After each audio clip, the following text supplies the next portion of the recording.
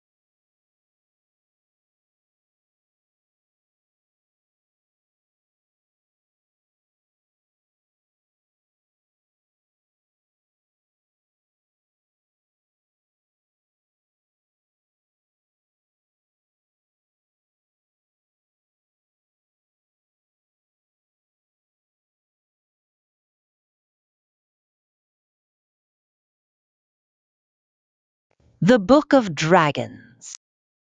Sixth, the Dragon Tamers. There was once an old, old castle. It was so old that its walls and towers and turrets and gateways and arches had crumbled to ruins. And of all its old splendor, there were only two little rooms left. And it was here that John the blacksmith had set up his forge. He was too poor to live in a proper house, and no one asked any rent for the rooms in the ruin, because all the lords of the castle were dead and gone this many a year. So there John blew his bellows and hammered his iron, and did all the work which came his way. This was not much, because most of the trade went to the mayor of the town, who was also a blacksmith in quite a large way of business, and had his huge forge facing the square of the town, and had 12 apprentices, all hammering like a nest of woodpeckers, and 12 journeymen to order the apprentices about, and a patent forge, and a self-acting hammer, and electric bellows, and all things handsome about him.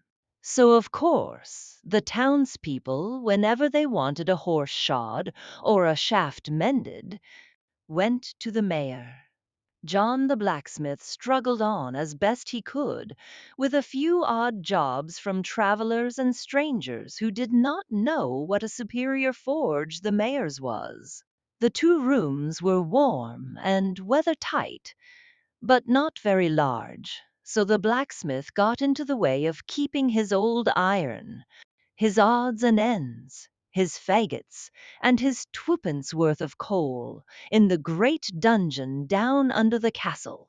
It was a very fine dungeon indeed, with a handsome vaulted roof and big iron rings, whose staples were built into the wall, very strong and convenient for tying captives to, and at one end was a broken flight of wide steps leading down no one knew where. Even the lords of the castle in the good old times had never known where those steps led to, but every now and then they would kick a prisoner down the steps in their light-hearted, hopeful way, and sure enough, the prisoners never came back. The blacksmith had never dared to go beyond the seventh step, and no more have I, so I know no more than he did what was at the bottom of those stairs. John the blacksmith had a wife and a little baby. When his wife was not doing the housework, she used to nurse the baby and cry, remembering the happy days when she lived with her father, who kept 17 cows and lived quite in the country, and when John used to come courting her in the summer evenings, as smart, with a posy in his buttonhole. And now John's hair was getting gray, and there was hardly ever enough to eat. As for the baby, it cried a good deal at odd times, but at night, when its mother had settled down to sleep, it would always begin to cry, quite as a matter of course, so that she hardly got any rest at all. This made her very tired. The baby could make up for its bad nights during the day if it liked, but the poor mother couldn't. So whenever she had nothing to do, she used to sit and cry, because she was tired out with work and worry. One evening the blacksmith was busy with his forge. He was making a goat shoe for the goat of a very rich lady, who wished to see how the goat liked being shod, and also whether the shoe would come to 5 pence or 7 pence before she ordered the whole set. This was the only order John had had that week, and as he worked his wife sat and nursed the baby, who, for a wonder, was not crying. Presently, over the noise of the bellows and over the clank of the iron, there came another sound. The blacksmith and his wife looked at each other. "I heard nothing," said he. "Neither did I," said she. But the noise grew louder, and the two were so anxious not to hear it that he hammered away at the goat shoe harder than he had ever hammered in his life. And she began to sing to the baby a thing she had not had the heart to do for weeks.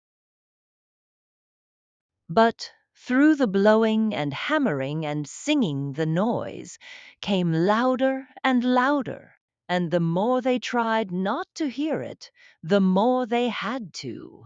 It was like the noise of some great creature purring, purring, purring, and the reason they did not want to believe they really heard it was that it came from the great dungeon down below, where the old iron was, and the firewood, and the twopence worth of coal, and the broken steps that went down into the dark and ended.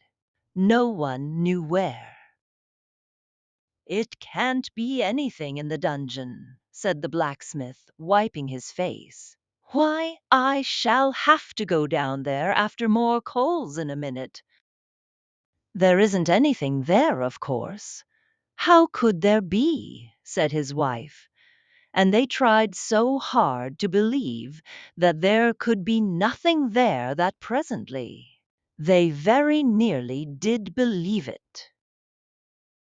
Then the blacksmith took his shovel in one hand and his riveting hammer in the other, and hung the old stable lantern on his little finger, and went down to get the coals. "I am not taking the hammer because I think there is something there," said he, "but it is handy for breaking the large lumps of coal." "I quite understand," said his wife, who had brought the coal home in her apron that very afternoon, and knew that it was all coal dust. So he went down the winding stairs to the dungeon, and stood at the bottom of the steps, holding the lantern above his head, just to see that the dungeon really was empty, as usual. Half of it was empty as usual, except for the old iron and odds and ends, and the firewood and the coals. But the other side was not empty. It was quite full, and what it was full of was dragon. "It must have come up those nasty broken steps from goodness knows where," said the blacksmith to himself, trembling all over, as he tried to creep back up the winding stairs. But the dragon was too quick for him. It put out a great claw and caught him by the leg, and as it moved it rattled like a great bunch of keys, or like the sheet iron they make thunder out of in pantomimes. "No, you don't," said the dragon in a spluttering voice, like a damp squib. "Dearie, dearie me," said poor John, trembling more than ever in the claw of the dragon. "Here's a nice end for a respectable blacksmith." The dragon seemed very much struck by this remark.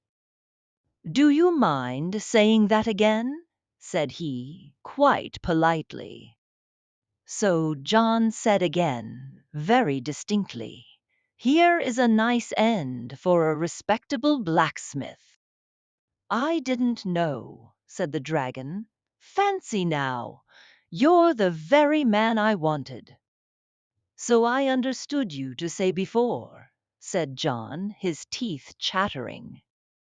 "Oh, I don't mean what you mean," said the dragon, "but I should like you to do a job for me. One of my wings has got some of the rivets out of it just above the joint. Could you put that to rights?" "I might, sir," said John politely, for you must always be polite to a possible customer, even if he be a dragon. A master craftsman, you are a master, of course, can see in a minute what's wrong, the dragon went on. Just come around here and feel my plates, will you? John timidly went around when the dragon took his claw away, and sure enough, the dragon's wing was hanging loose, and several of the plates near the joint certainly wanted riveting. The dragon seemed to be made almost entirely of iron armor, a sort of tawny, red rust color. It was from damp, no doubt, and under it he seemed to be covered with something furry. All the blacksmith welled up in John's heart, and he felt more at ease. "You could certainly do with a rivet or two, sir," said he. "In fact, you want a good many." "Well, get to work then," said the dragon. "You mend my wing, and then I'll go out and eat up all the town, and if you make a really smart job of it, I'll eat you last. There!" "I don't want to be eaten last, sir," said John. "Well then, I'll eat you first," said the dragon. "I don't want that, sir, either," said John. "Go on with you, you silly man," said the dragon. "You don't know your own silly mind. Come, set to work." "I don't like the job, sir," said John, "and that's the truth. I know how easily accidents happen. It's all fair and smooth, and please rivet me, and I'll eat you last, and then you get to work, and you give a gentleman a bit of a nip or a dig under his rivets, and then it's fire and smoke, and no apologies will meet the case." "Upon my word of honor as a dragon," said the other. "I know you wouldn't do it on purpose, sir," said John, "but any gentleman will give a jump and a sniff if he's nipped, and one of your sniffs would be enough for me. Now, if you'd just let me fasten you up—" "It would be so undignified," objected the dragon. "We always fasten a horse up," said John, "and he's the noble animal." "It's all very well," said the dragon, "but how do I know you'd untie me again when you'd riveted me? Give me something in pledge. What do you value most?" "My hammer," said John. "A blacksmith is nothing without a hammer." "But you'd want that for riveting me.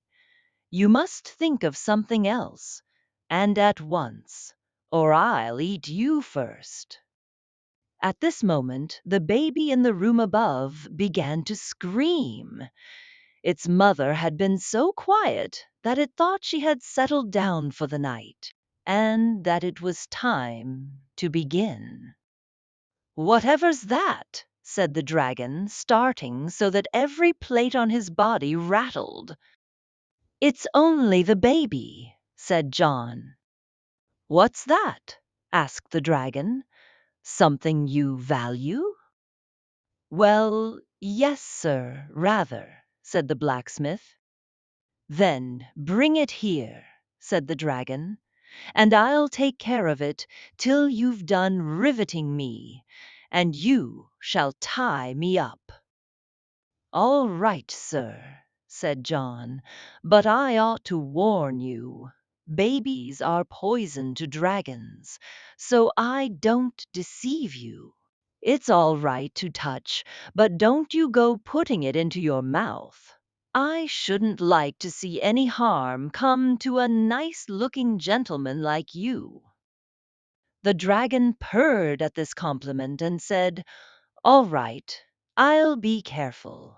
Now go and fetch the thing, whatever it is." So John ran up the steps as quickly as he could, for he knew that if the dragon got impatient before it was fastened, it could heave up the roof of the dungeon with one heave of its back, and kill them all in the ruin.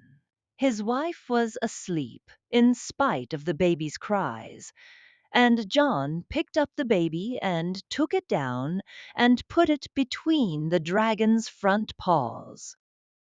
"You just purr to it, sir," he said, "and it'll be as good as gold." So the dragon purred, and his purring pleased the baby so much that it stopped crying. Then John rummaged among the heap of old iron, and found there some heavy chains and a great collar that had been made in the days when men sang over their work and put their hearts into it, so that the things they made were strong enough to bear the weight of 1,000 years, let alone a dragon. John fastened the dragon up with the collar and the chains, and when he had padlocked them all on safely, he set to work to find out how many rivets would be needed. 6, 8, 10, 20, 40, said he. "I haven't half enough rivets in the shop. If you'll excuse me, sir, I'll step around to another forge and get a few dozen. I won't be a minute."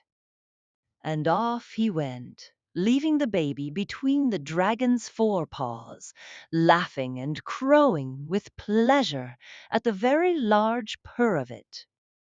John ran as hard as he could into the town, and found the mayor and corporation. "There's a dragon in my dungeon," he said. "I've chained him up. Now come and help to get my baby away." And he told them all about it.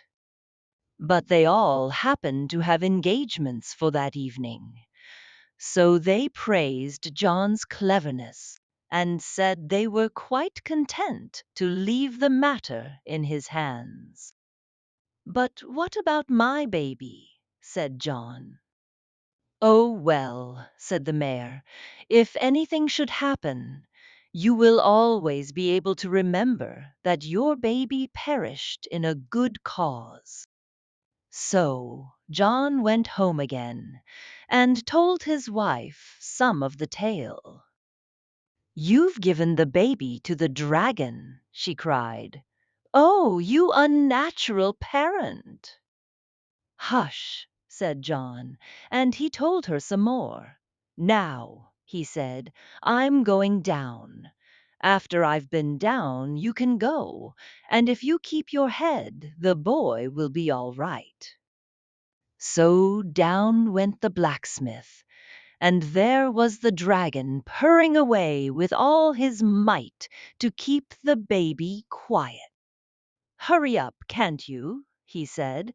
"I can't keep up this noise all night." "I'm very sorry, sir," said the blacksmith, "but all the shops are shut. The job must wait till the morning.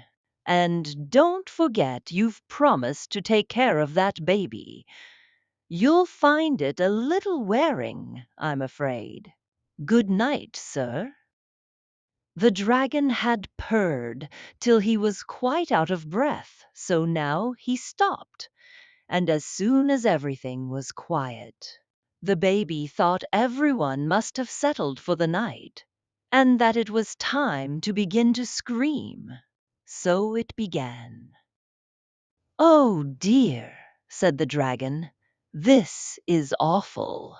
He patted the baby with his claw, but it screamed more than ever. "And I am so tired too," said the dragon. "I did so hope I should have a good night." The baby went on screaming.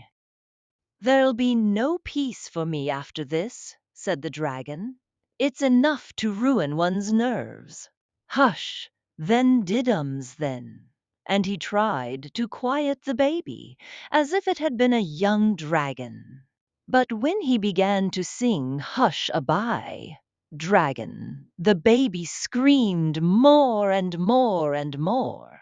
I can't keep it quiet, said the dragon, and then suddenly he saw a woman sitting on the steps. Here, I say, said he, do you know anything about babies?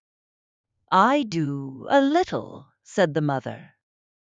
Then I wish you'd take this one, and let me get some sleep, said the dragon, yawning. You can bring it back in the morning before the blacksmith comes.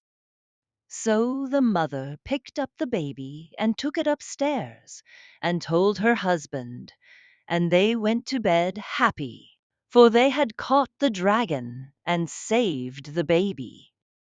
And next day John went down and explained carefully to the dragon exactly how matters stood. And he got an iron gate with a grating to it and set it up at the foot of the steps. And the dragon mewed furiously for days and days. But when he found it was no good, he was quiet. So now John went to the mayor and said, I've got the dragon, and I've saved the town. Noble preserver, cried the mayor, we will get up a subscription for you, and crown you in public with a laurel wreath. So the mayor put his name down for £5, and the corporation each gave 3, and other people gave their guineas and half-guineas, and half-crowns and crowns. And while the subscription was being made, the mayor ordered 3 poems at his own expense, from the town poet to celebrate the occasion. The poems were very much more admired, especially by the mayor and corporation. The first poem dealt with the noble conduct of the mayor in arranging to have the dragon tied up. The second described the splendid assistance rendered by the corporation. And the third expressed the pride and joy of the poet in being permitted to sing such deeds, beside which the actions of Street George must appear quite commonplace to all, with a feeling heart or a well-balanced brain. When the subscription was finished, there was £1,000, and a committee was formed to settle what should be done with it. A third of it went to pay for a banquet to the mayor and corporation. Another third was spent in buying a gold collar with a dragon on it for the mayor and gold medals with dragons on them for the corporation. And what was left went in committee expenses. So there was nothing for the blacksmith except the laurel wreath and the knowledge that it really was he who had saved the town.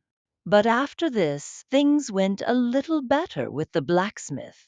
To begin with, the baby did not cry so much as it had before. Then the rich lady who owned the goat was so touched by John's noble action that she ordered a complete set of shoes at 2 shillings, 4 pence, and even made it up to 2 shillings, 6 pence, in grateful recognition of his public-spirited conduct. Then tourists used to come in breaks from quite a long way off, and pay 2 pence each to go down the steps and peep through the iron grating at the rusty dragon in the dungeon, and it was 3 pence extra for each party if the blacksmith let off coloured fire to see it by, which, as the fire was extremely short, was 2 pence halfpenny clear profit every time. And the blacksmith's wife used to provide teas at 9 pence a head, and altogether things grew brighter week by week. The baby named John after his father, and called Johnny for short, began presently to grow up. He was great friends with Tina, the daughter of the whitesmith, who lived nearly opposite.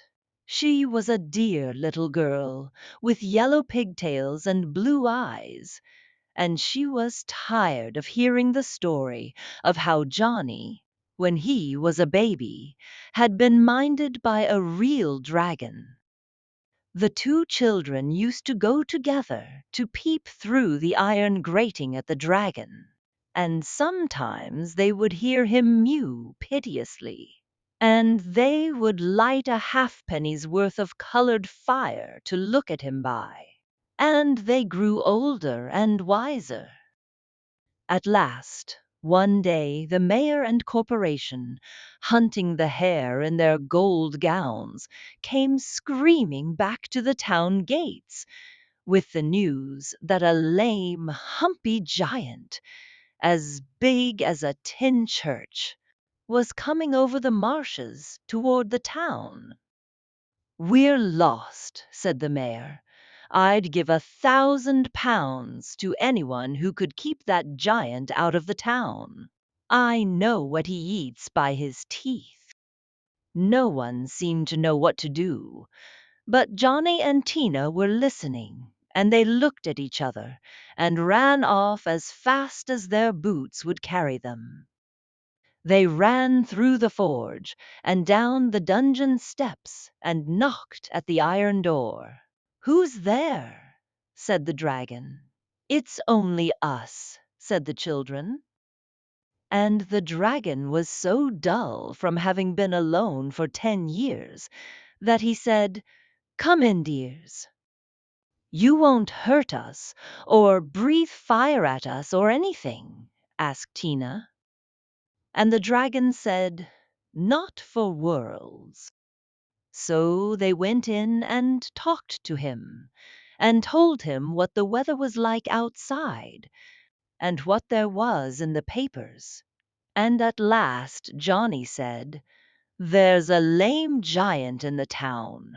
He wants you." "Does he?" said the dragon, showing his teeth. "If only I were out of this! If we let you loose, you might manage to run away before he could catch you." "Yes, I might," answered the dragon, "but then again I mightn't." "Why, you'd never fight him," said Tina. "No," said the dragon, "I'm all for peace, I am. You let me out, and you'll see." So the children loosed the dragon from the chains and the collar, and he broke down one end of the dungeon and went out, only pausing at the forge door to get the blacksmith to rivet his wing. He met the lame giant at the gate of the town, and the giant banged on the dragon with his club as if he were banging an iron foundry. And the dragon behaved like a smelting works, all fire and smoke. It was a fearful sight, and people watched it from a distance, falling off their legs with the shock of every bang, but always getting up to look again. At last the dragon won, and the giant sneaked away across the marshes, and the dragon, who was very tired, went home to sleep, announcing his intention of eating the town in the morning. He went back into his old dungeon because he was a stranger in the town, and he did not know of any other respectable lodging.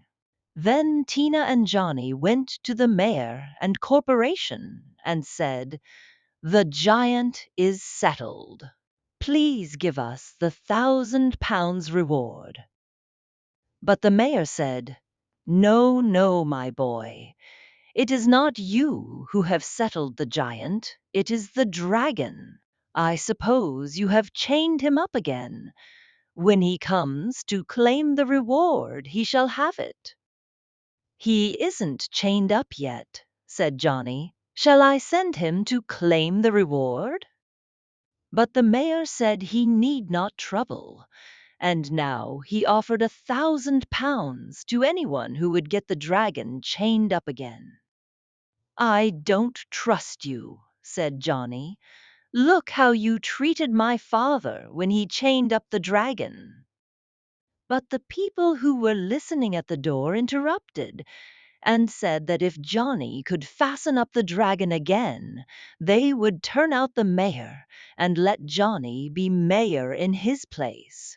For they had been dissatisfied with the mayor for some time and thought they would like a change. So Johnny said, "Done," and off he went, hand in hand with Tina, and they called on all their little friends and said, "Will you help us to save the town?" And all the children said, "Yes, of course we will. What fun!" "Well then," said Tina, "you must all bring your basins of bread and milk to the forge tomorrow at breakfast time." "And if ever I am mayor," said Johnny, "I will give a banquet, and you shall be invited. And we'll have nothing but sweet things, from beginning to end." All the children promised, and next morning Tina and Johnny rolled their big washing tub down the winding stair. "What's that noise?" asked the dragon. "It's only a big giant breathing," said Tina. "He's gone by now."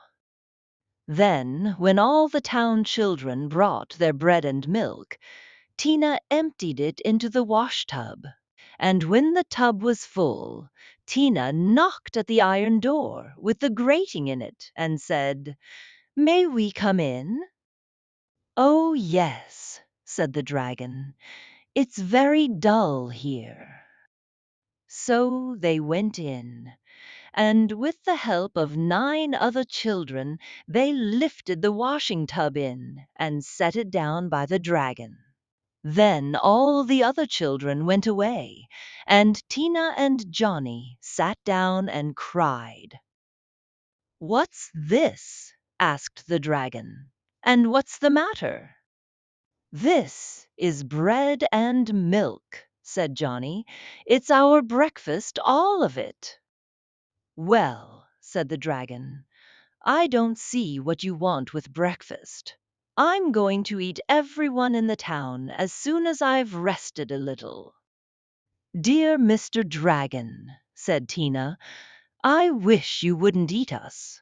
How would you like to be eaten yourself?" "Not at all," the dragon confessed, "but nobody will eat me." "I don't know," said Johnny. "There's a giant—" "I know. I fought with him and licked him."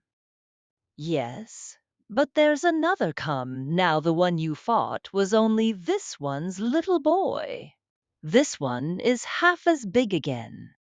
"He's 7 times as big," said Tina. "No, 9 times," said Johnny. "He's bigger than the steeple." "Oh dear," said the dragon, "I never expected this."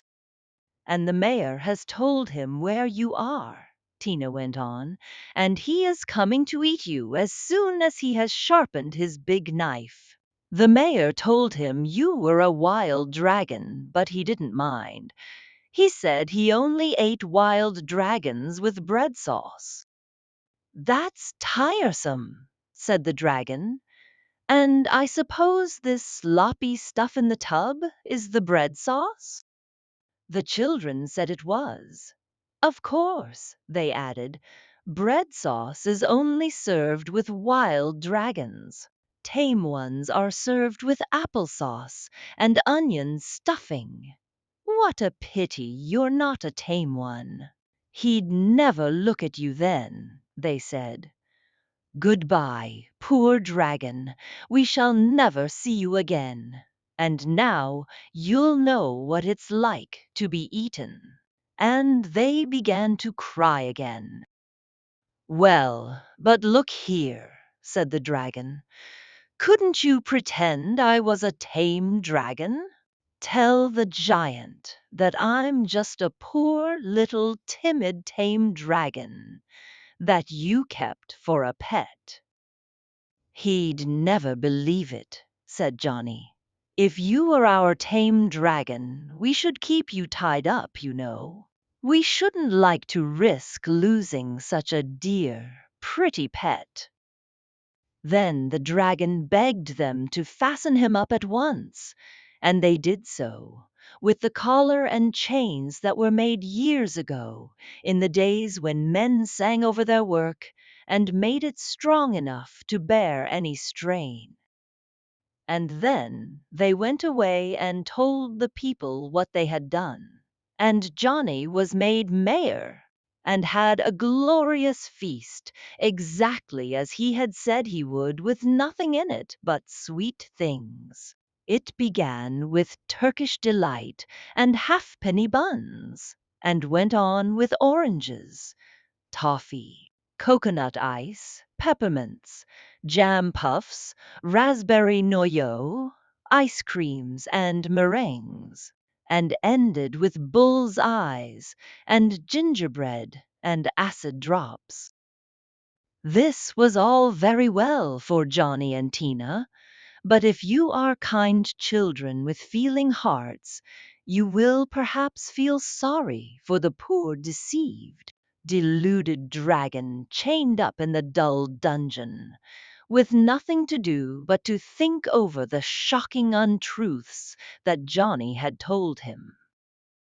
When he thought how he had been tricked, the poor captive dragon began to weep, and the large tears fell down over his rusty plates, and presently he began to feel faint, as people sometimes do when they have been crying, especially if they have not had anything to eat for 10 years or so. And then the poor creature dried his eyes and looked about him, and there he saw the tub of bread and milk. So he thought, if giants like this damp white stuff, perhaps I should like it too. And he tasted a little, and liked it so much that he ate it all up.